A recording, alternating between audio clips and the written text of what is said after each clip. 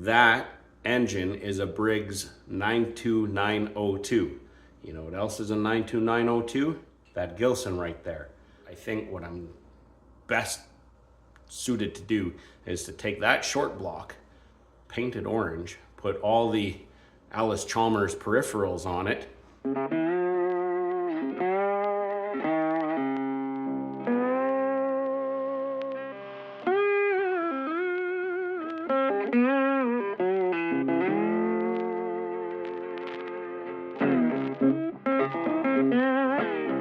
Oh, jeez.